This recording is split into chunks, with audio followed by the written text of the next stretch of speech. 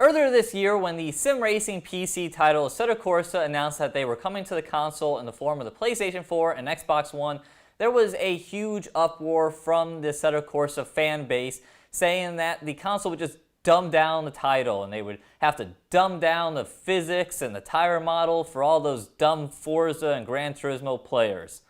Well, I'm here today to tell you whether or not Assetto Corsa on the PlayStation 4 and Xbox One has indeed been dumbed down or not.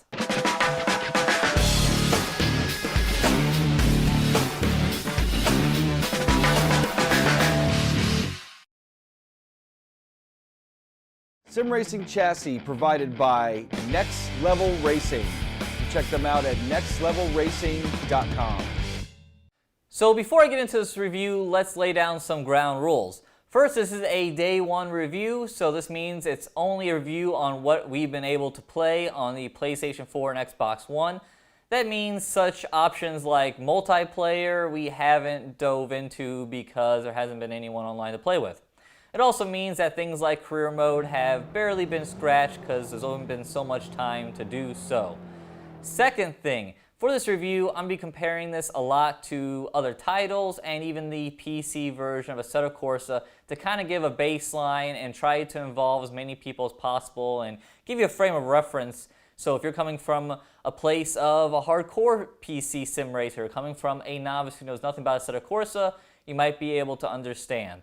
And thirdly, that's the last thing. Since a lot of people with different experiences are going to be watching this, some things are going to be recapping of the PC version, some things aren't. It's going to be kind of all over the place, but we didn't do a PC review of Assetto Corsa, so this is a good chance now to kind of sum it all up in one nice package.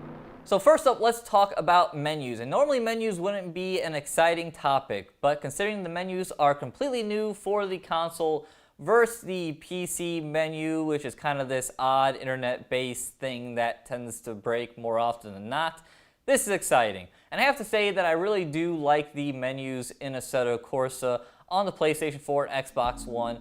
They're very clean, they're very modern, they're very simplified. I think they are really nice. One thing though that I don't care for, I think in that pursuit of making it aesthetically pleasing, it is a little difficult to read at times. I think they should darken up that background image a little bit.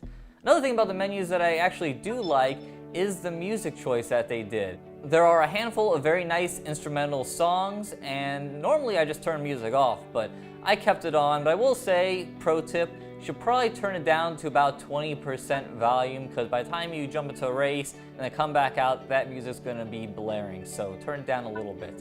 And I have to say, my favorite song is one of the intro to the race sessions that sounds quite a bit like the House of Cards theme song. So extra bonus points from me. There are 102 cars in the launch console version of Assetto Corsa that we tested, with 9 of them being locked as DLC, and interesting enough, those 9 cars were pretty much all free cars on the PC. Also, if you're familiar with the PC version of Assetto Corsa, you might notice some cars missing, and pretty much it comes down to the cars of the Japanese pack and the red pack aren't included at this time, and I assume we'll be seeing those on later DLCs. One thing that you may have noticed though is a lot of the same cars, and even though there are 102 cars, I counted about 70 unique cars, since there are plenty of variants of the same car, like a million Lotuses. And there's also the stage cars, where they take a regular car and they kind of create this fictional stage model where they lower the weight or increase the horsepower, that kind of stuff, like a quick, dirty way to create more cars. And this is a little disappointing in my opinion. I went through and looked at the list, and I think there should be legitimately about 80 cars in the pack with 70 unique cars and 10 variants, because I think it's okay to have some minor variants. I think it's okay to have a couple drift cars. I think that's fine. But I think in the pursuit of marketing, the number 102 sounds a lot better than 80. And when you're trying to go for those Forza and Gran Turismo markets, that's just kind of how this goes. Even though I really don't think that's how they should be marketing this, but more on that later. I also want to note that if you're used to titles like Forza, where you can create custom liveries, that there are no custom liveries in Assetto Corsa. There are set liveries you can choose from, and the number of liveries per car changes from car to car. Onto the tracks, and there are 31 layouts to race on in Assetto Corsa across 12 tracks. 11 of which are laser scan, with Zandvoort being the only one that isn't, and let's be fair, it's a pretty damn good recreation of one.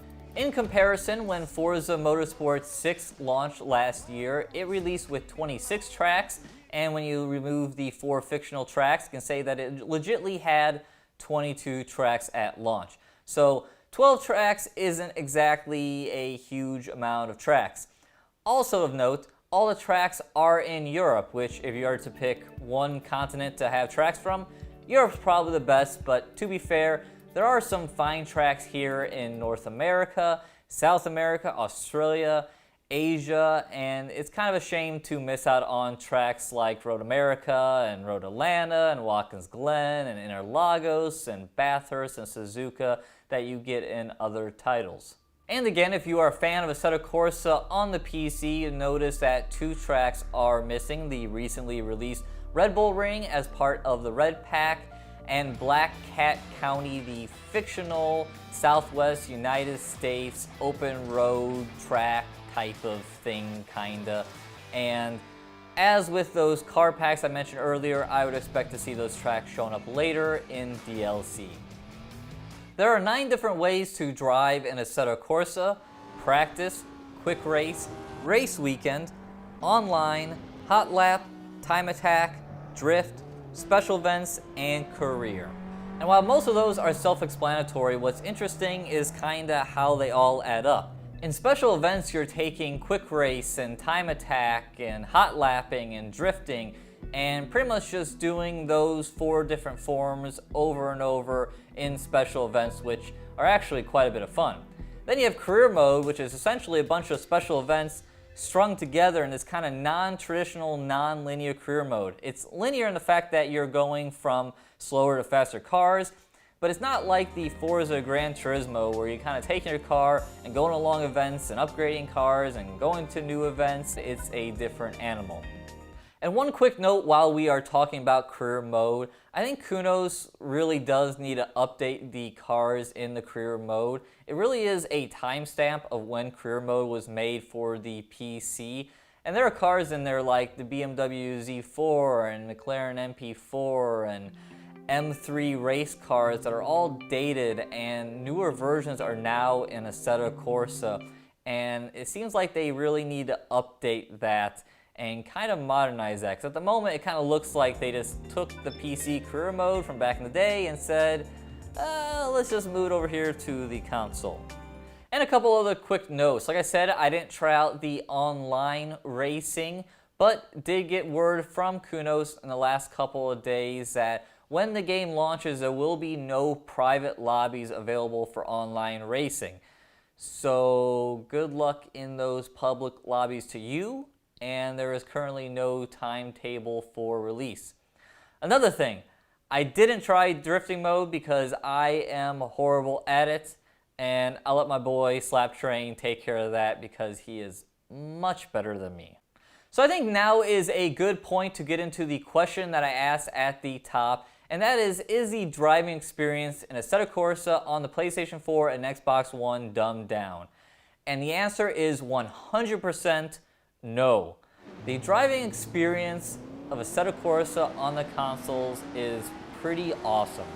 The physics, the tire model, all the cars feel just fantastic. I really can't say enough good things about this current physics and tire model of Assetto Corsa that's implemented here on the consoles. All the cars just seem to act the way they should. Race cars feel really planted, but they get sketchy when pushed on the edge. Road cars with their road tires really don't like going around racetracks, and they whine and scream and fishtail and all that kind of stuff on you, and it just feels so right. Front wheel drive cars versus how they react to rear wheel drive cars. One of my favorite things right now about the current physics and tire model of Assetto Corsa is how it interacts with the curbs. I have to say, when Assetto Corsa first came out, I wasn't really impressed with how curbs were handled. It seemed like you could just run all over the curb and you wouldn't upset the car at all. Now, there is a right way and a wrong way to hit curbs. If you hit the inside of a curb just right and ride it, you can really drop down your lap times and have a real advantage, and it just feels right. On the other hand, if you do it the wrong way and you go bounding over top of a curb, you're gonna upset the car, but really, just overall, driving Assetto Corsa on the PlayStation 4, Xbox One is a lot of fun, and it just feels right. So, you can't really talk about physics without talking about force feedback, and I have to say that also feels really good in Assetto Corsa on the consoles. Now, it requires a little bit of tinkering in the menus, and we'll be releasing another video talking about our force feedback settings. But the force feedback just does a really nice job of translating what you're seeing on screen back to you. The cars have a nice weight to them. It's nice to have the road feel, especially with the laser scan tracks. It's nice when you go over curbs or go off-roading, you get that vibration. When the car snaps loose, the wheel will snap and center itself back in position. It's just really nicely done, and I think it's very good. So while we're still on the physics bandwagon, let's talk about graphics. Assetto Corsa on the console is the best looking racing game I have ever seen. I really am blown away by the graphics. The PlayStation 4 version of Assetto Corsa is just barely a notch lower than the PC, with a little bit of more jagged edges when you watch a replay, and the rear view mirrors look like they're set to normal setting on the PC instead of the higher setting. Now, as for the Xbox One, it's maybe just a smidge below the PlayStation 4, with maybe a little more jagged edges, not quite as much anti-aliasing, but overall, the Xbox One version is very close to the PlayStation 4, and I'm very happy to see this and report this. What I like about Assetto Corsa graphics is that they are just very clean. There's no smearing of Vaseline all over the place, and no motion blur and all that kind of stuff that I feel like Project Cars does way too much of, and the motion blur pretty much everyone else does. I mean, this game doesn't have that motion blur, but it still has a really great sense of speed, so obviously something right is happening there on the graphics side. There's little things such as pickup on the tires and dirt being kicked up and brake glow and exhaust flames that also really add to the whole graphics package. Now, on the negative side, I did see a couple frame per second snags. The game looks like it's pretty much running at or right about 60 frames per second all the time, but there were a couple times where I did see dips. Also, I did notice tearing. I would notice it a few times a lap on the PlayStation 4, and then notice it a little bit more on the Xbox One version of the game. Now, when I first started playing, I did find it pretty distracting and very clear after coming from the PC and not having any tearing. But I will say I did get used to it, and I don't feel like it has a huge negative impact on the gaming experience. My other minor critique of the graphics is one that I've had for Assetto Corsa for pretty much forever, and it's that the color palette just isn't quite perfect. It's gotten a lot better in the last year, but I still feel like it's just not quite as good as some of the other competition out there. But for the consoles, it's probably the best or one of the better ones. And like I said, it's a pretty minor critique in the grand scheme of things. But even though the palette has never been my favorite, I've always been impressed with the clarity and performance of the graphics of Assetto Corsa on the PC, and now we're seeing that translate to the consoles. And I have to say, I really hope that the PlayStation 4 version is PlayStation VR compatible, because I really think with its performance, it could run in VR. So now let's take the natural transition to sounds.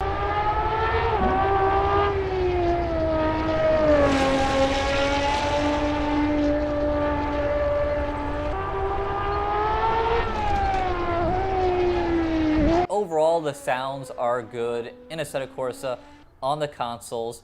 For a long time, sounds were a real sticking point for me on the PC. I wasn't very impressed with the sounds of Assetto Corsa, but again, over the last year or 6 months, there's been a fair amount of improvement, and the new cars that have come out have really sounded a lot better, and just overall the audio's been better, and that translates to the console, where There's a mix of cars I think sound good, and then there's some of the older cars that don't sound as good and probably need a refresher.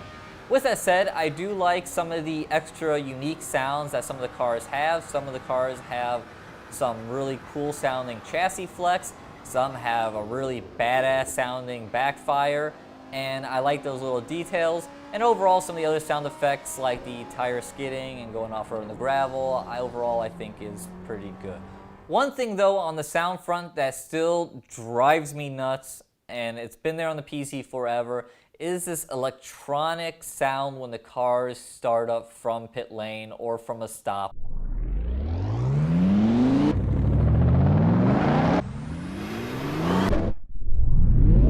I really want to see this squashed out of the Assetto Corsa franchise sooner than later.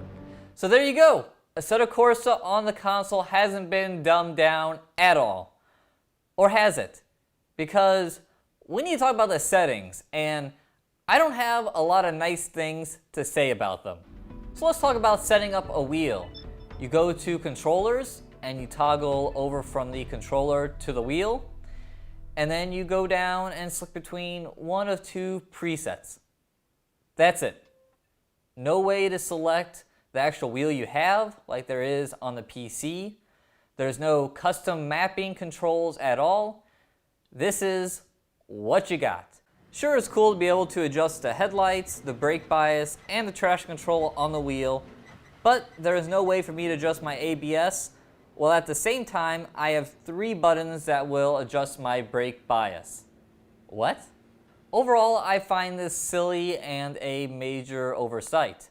But it gets better, and by better I mean worse, because then you move on to the advanced wheel settings. Now, what's in the advanced wheel settings is nice. You have different sliders for force feedback and different options there, and I think there is the perfect amount of options for that. But it's what's not there, like no dead zone adjustments for the wheel and pedals, and no graphics indicating if you're getting your full degrees of rotation of your wheel, or your full input of your brake and throttle. And it's not like you can go into a practice session and find that out. The in-game heads-up display doesn't give you any information on your controller inputs. So you don't know where your degrees of rotation's at, and you don't know if you're getting full throttle down the straightaway or full use of your brake. You just don't know, you're in the dark. Speaking of degrees of rotation, that's done automatically by the game, which for the most part works out well. It seems to adjust as you jump from car to car for the degrees of rotation for that car. But I will say, there were a few times where the rotation just wasn't enough, and I had to lower it manually on my Thrustmaster T300 or TX wheelbases. So again, I'm left to ask the question, why? You have these options on the PC, why aren't they here on the consoles? They've already been done. It's not reinventing the wheel. This is just a design decision. Now let's move on to the video settings, where the only real setting that matters here is the field of view, which only goes between 50 and 60 degrees. There's no way to adjust the field of view once you're in a race session, and honestly, there's no way to adjust much of anything setting-wise once you're in a race session. Hell, if you run a race and then restart it because your car setup sucks, you can't even adjust your car setup then.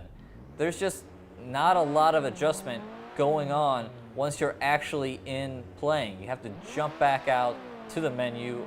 And by now, based off the limited options here in the video setting, I assume that you can figure out that there is no way to adjust the driver's seating position anymore, and you are correct.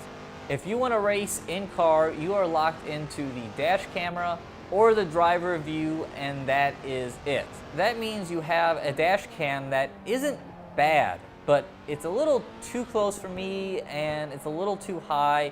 And on some cars, I'm okay with it, and then there's others, like open wheel cars, where I feel like I'm sitting literally on top of the dash, and I don't like it. But I run it because I don't want to have to see the wheel and my hands, which is what you get when you run the driver's view. And again, if you turn the field of view down to 50, you get to almost the right spot in the car, but you're still a little further back than I care to be. I like to be a little closer, and also I don't want to have to look at my hands and virtual wheel. I got it here in the real world. I find it really distracting, and there is no way to turn that off. And again, I don't understand it, because you can on the PC, and I would think being able to do that on the console would just improve performance and all that. And, you know, like I said, both views aren't bad. They almost get it right, but they don't get it perfect. Where on the PC you can get it perfect. And I don't know why those options aren't here on the consoles. I mean, I look at a Project Cars where the PC and the console version of the game is pretty much the same. If you want to turn the wheel off, if you want to change your seating position, all that good stuff, you can in Project Cars. But here in Assetto Corsa in the console, you can't. You're locked in, and I just don't understand it. So let's get out of options before I have an aneurysm and get over to some topics involving driving. First up is load time when you jump into a session. The load time does vary from track to track depending on the size of the track, and you know, if you're racing in a race and you have AI to load. But I say overall the load times are acceptable. They're not fast, but I wouldn't call them slow. And I think if you are familiar with the Forza Motorsport franchise, they're probably a little bit faster than the load times in Forza Motorsport 6. So one of the first things you should be seeing when you jump into a practice or race session is the garage. And overall, I like the garage and what it offers.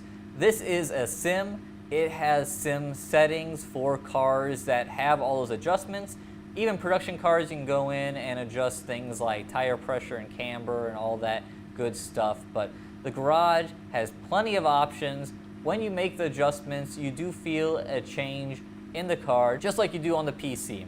I do love on the right-hand side of the screen how it gives a little paragraph or two saying what that adjustment does to the car. I think that really brings down the learning curve and helps out people who are new or just veterans to sim racing. If I do have one critique of the garage, it is the layout of it. And as I mentioned at the top, the menus can be a little hard to see, and this is definitely shown the most at the garage where there's a lot of things to read and can be kind of hard to make out with all the translucent stuff going on there. Also, it'd be really nice to be able to navigate through the garage using the paddles to go through the different sections of the garage.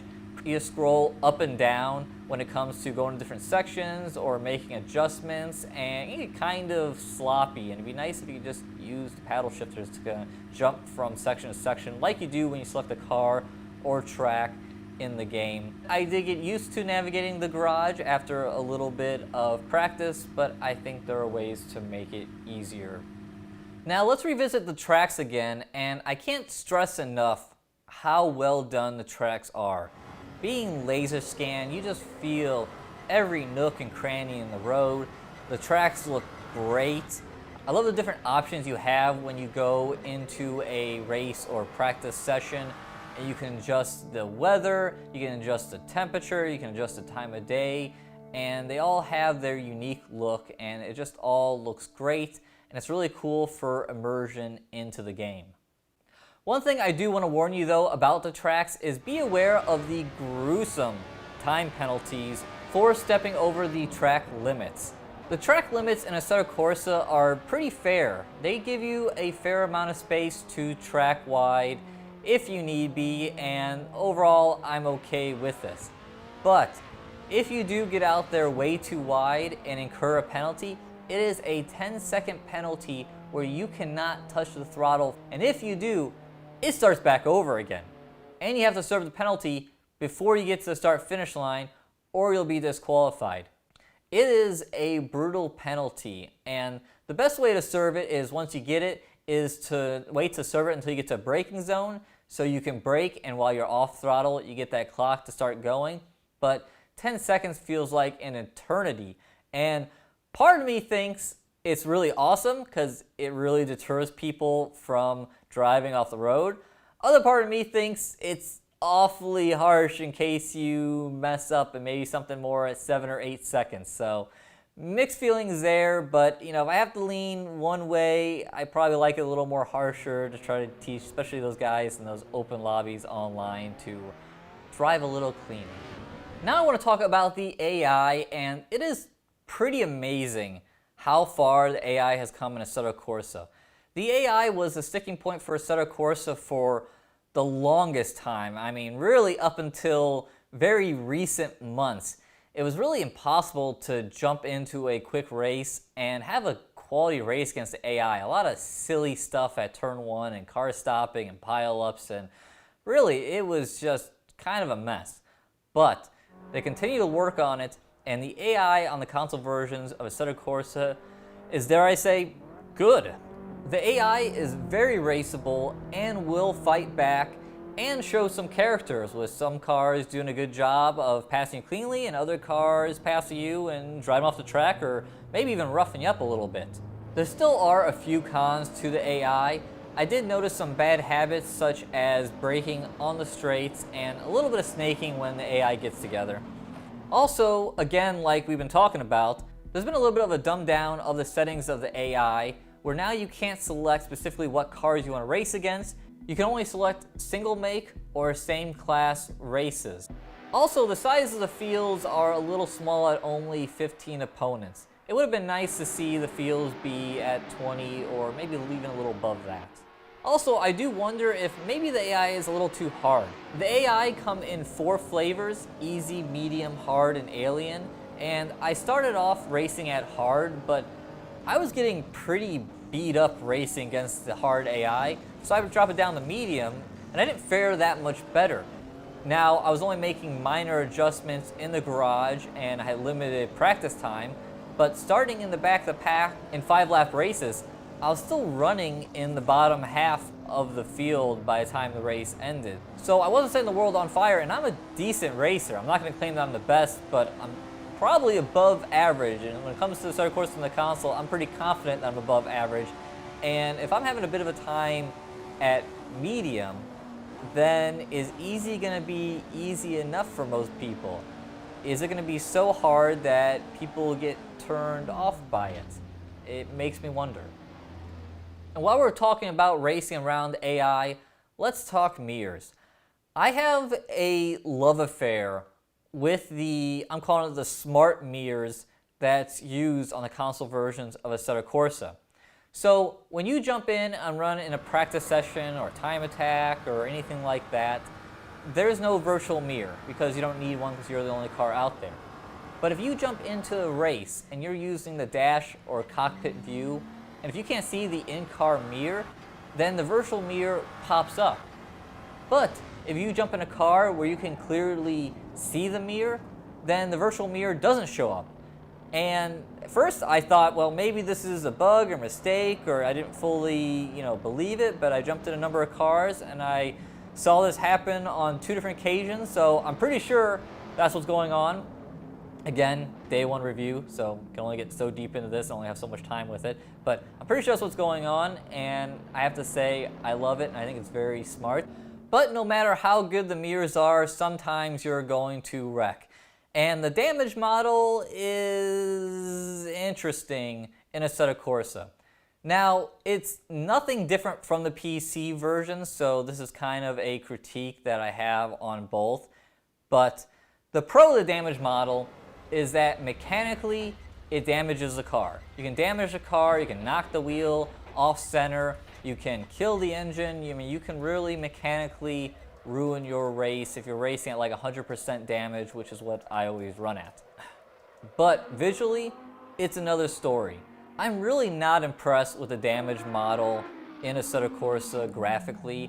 I mean, you wallop the wall and you get these like little creases in your bumpers, or you bump someone and then you get the exact same creases. I mean, worst of all, you get the hood to kind of dislodge, and it flaps a little bit, which is cool, but it's just very minor and it doesn't look good, and it's just not the best. And then there is the worst thing of all, and that is the cracked windshields. Now, if it's a road-going car, and if you crash hard enough, you can crack a windshield and make it kind of look like the one that Assetto Corsa has. But there's a bunch of race cars in Assetto Corsa with plexiglass windshields and little visors and whatnot, and they are really hard to make it look like that. In fact, they don't really look like that. They're plexiglass, they're plastic, they deform, they don't crack and shatter, and you have to have a really violent impact, like picking up a piece of tungsten weight going through your windshield to really have anything that resembles what the game does. The worst example of this has to be the open wheel cars. When you hit the wall, that stupid little plexiglass piece that goes in front of the car to kick the wind over your head, that cracks. I mean, seriously? Can you like remove that code from at least those cars? So, visual damage in Assetto Corsa, not impressed. I mean, there's a little bit there, but I just find it overall pretty silly, and I really hope they work on that on both the PC and the consoles. And that brings us to my last topic or critique before I get to my final thoughts, and that's how the races end. In Assetto Corsa, it's always been when you cross the finish line, your car just magically jumps from the track to pit lane. And it's so anticlimactic. And that same thing has translated to the console. And it's disappointing because I was hoping the console would force certain aspects of the game to get cleaned up and not feel unfinished or unpolished. And we see that with the menu, not with the options, since obviously complained about a bunch of things being removed, but the menus and the look and navigating has been cleaned up, and it's much better than the PC. But it's just so odd to be racing across the line and then whoop, back to the pits. I mean, allow it so you can drive yourself back to the pits. Make it cut to the TV camera and show the replay. Something to make it more polished. Have a little victory thing that you won the race. I mean, you win the race and it's just over. Back to pit lane. And it just feels unfinished, especially now that it's on the consoles, and I really hope that this gets updated for all the platforms in the future and give a proper ending to the race. So now let's answer that clickbaity title to this video. Should you buy Assetto Corsa on the PlayStation 4 or Xbox One? And the answer is absolutely yes.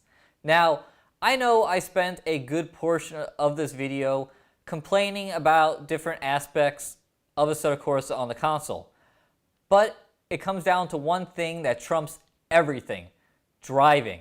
This is a driving sim, and it is an excellent experience driving Assetto Corsa on the consoles. Not only is it an excellent experience driving, but it's become a good experience now racing with capable AI that can put up a challenge and not be nearly as aggravating as they were in the past. Yes, they have their moments, but it's doable. Then you have the outstanding graphics. Yes, there's some tearing, you get some frame dips once in a while, but overall, this game is the best looking racing game I've ever seen, and I think everyone should get to see with their eyes themselves how good this looks on the consoles. As for the critiques, the reason why I spent so much time on them is because I think they're fixable. They're just settings and options, and they're all things that are already in the PC version of the game. There's obviously a design decision to leave them out. I guess Kunos and 505 looked at the market and looked at the players on the consoles and said, let's not overwhelm them. But this isn't Forza, this isn't Gran Turismo. This is Assetto Corsa, this is a sim. They're going to get overwhelmed looking at the garage menu. So don't worry about overwhelming them in the options and the menus. They'll get there. Don't worry. They'll be overwhelmed. Or they'll be overwhelmed by the AI that's still very difficult on easy mode. So let's not worry about that. Put the options in there that us people who are sim racers or just people who race with wheel and pedals want and to some degrees need. I mean, there's some settings that aren't there that really make life hard. Not knowing where your degrees of rotation's at, not knowing if you're getting full throttle input. Maybe you have an issue and you just don't know. So I present these issues so that you guys are made aware of them, and hopefully these things can get ran up the ladder to the developers and can be updated over time. But I don't think these issues, whether they're minor or in some cases a little more than minor, overshadow an excellent driving racing game. With that said, I want to mention one final thought. I'm really curious to see how Assetto Corsa on the consoles is embraced by the marketplace. This isn't a Forza and this isn't a Gran Turismo. It doesn't really have a career mode. It's just kind of jumbling together and taking these special events and kind of organizing them in the career mode, which, so far I've done, and so far I think it's okay. I like the special events, but I don't know over time that's going to hold my interest. I kind of think that maybe you want special events to be over here and you want career mode to be something different, and this intermingling of the two is kind of Like, I don't know if that's going to turn people off over time. Also, I'm interested to see how the content affects people. I do think even with 102 cars, or like I said earlier, probably about 70 or 80 legit cars, that there's a nice car count in Assetto Corsa. There's a lot of nice options. I think you go from low power to high power and different engine layouts and wheel drive layouts. I think there's a lot there, and it does a really good job covering a swath of the auto industry, and doesn't hurt when you have this fantastic license with Ferrari, which doesn't necessarily have this type of agreement with other titles out there. So there's a lot of good things there, but I wonder if the lack of tracks, or maybe just the lack of not having 400 or 500 cars, might turn some people off as well. I'm not sure. I will say, as I am okay with the number of cars in the game, I'm still not quite okay with the number of tracks. The Assetto Corsa tracks are fantastic, but I want more. I want North America tracks. I want Asian tracks. I want more tracks, and the 31 different layouts are nice, but there's a fair number of those layouts that are very similar, and I wonder over time if it's going to get tiring. I'm even doing this video. I was trying to go and mix up the different tracks, and I was like, okay, I showed that track, I showed that track, I showed that track, and pretty soon I was kind of out of tracks to show. So I don't know about that in the long run with the game. But again, even with those concerns and not knowing what the online is going to be at this point, hopefully those private lobbies come up soon, because public lobbies are usually a mess. But even not knowing that, I still think Assetto Corsa, day one, a quality buy, whether you are a console racer who decided not to do PC racing, or maybe you're a PC racer who's getting tired of the PC. I'm tired of my PCs. I reformatted 3 of them in the last couple days. It's been a headache, and it's kind of nice sometimes just going and racing on the console. And yes, you are a little more limited. And yes, if I had to pick one, I would still pick the PC with options like triple screens and VR and mixing and matching hardware. But the consoles, Project Cars last year, Assetto Corsa this year, Dirt Rally, they are strong. So I think we've thoroughly beat this horse, and Assetto Corsa on the consoles for me, thumbs up. And speaking of thumbs up, if you enjoy this video, please give us one. Also, if you haven't subscribed, please do so. We'll have more Assetto Corsa content coming, more test drives from Billy, working on getting a wheel setup video out to you as well. Also, swing by our website, isrtv.com, for the latest news and reviews.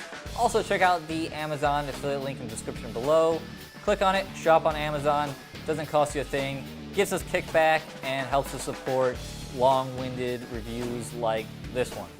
So, for John Sable, thanks for watching Inside Sim Racing. See you guys next time.